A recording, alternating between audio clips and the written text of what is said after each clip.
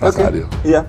Jadi begini, pertama sekarang saya itu ada di eksekutif, di mana menegakkan hukum itu saya menjadi bagiannya di proses-proses awal, kemudian di proses eksekusi.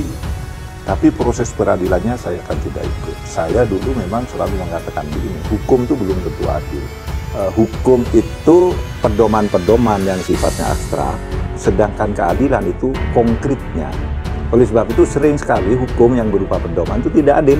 Makanya waktu saya menjadi ketua MK, sering sekali saya membuat putusan yang keluar dari aturan hukum, yang tidak ada boleh dalam hukum. Misalnya ketika dulu saya di MK menyetel kaset kolusi antar pejabat penegak hukum, mulai dari kepolisian, kejaksaan, pengacara yang akan mengkriminasi orang, kan jelas sekali. Menurut undang-undang, dalam pembuktian pengujian undang-undang, apa itu kan kasus, bukan undang-undang. Tapi saya setel aja, gitu. Akhirnya berdasar itu saya membuat keputusan bahwa undang-undangnya harus dibatalkan karena berpotensi dikolusikan. Disitulah rakyat kan senang pada waktu itu. Itu melanggar aturan. Pun ketika saya membuat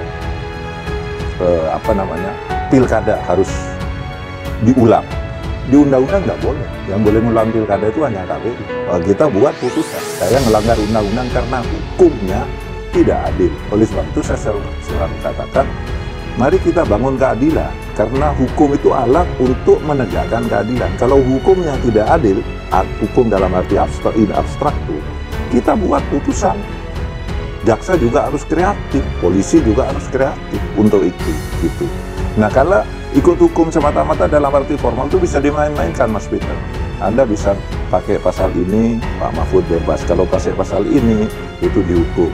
Mau bebas atau mau dihukum? Oh, saya mau bebas, bayar berapa? Kan gitu aja. Kalau mau pasal-pasal ya, mau pasal-pasal. Tapi kalau mau moral, itu beda. Sekarang hakim dibebaskan, independen menurut undang-undang. Lah, karena bebas lalu main sendiri.